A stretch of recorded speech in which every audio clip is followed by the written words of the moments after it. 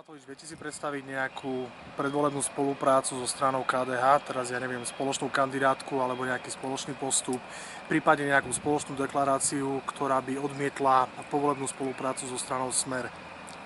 Mojím prioritným cieľom už viac ako rok je dávať dokopy všetky politické strany a hnutia, kde hrozí, že by hlasy prepadli. Lebo v prípade, ak hlasy prepadnú a vlastne zvíťazí ego nad zodpovednosťou, tak v tom prípade naozaj nás nečaká nič iné, iba že nám znova bude vládnuť Smer a Slovensko definitívne rozkradnú a nakoniec zo Slovenska bude skanzen, kde zostanú len rodičia na dôchodku a deti, ktoré by mali robiť na ich dôchodky, im budú tak možno raz za týždeň skypovať.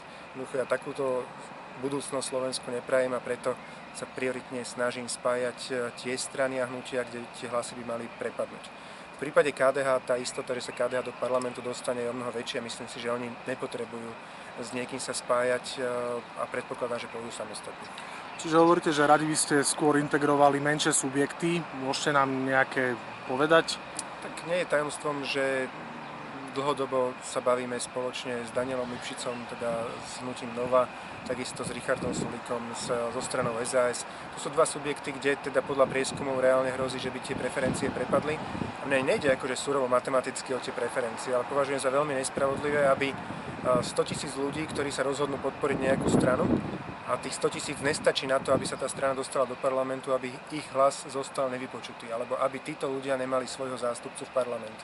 Takže je to v podstate aj taký, by som povedal, taký boj so systémom, ktorý hovorí, že iba strana nad 5%, alebo ľudia, ktorých sa nájde viac ako 5%, majú právo na zastúpenie v parlamente. Ja to považujem za nespravodlivé a preto sa snažíme týmto stranám a hnutiam dať pomocnú ruku, aby tie hlasy neprepadli.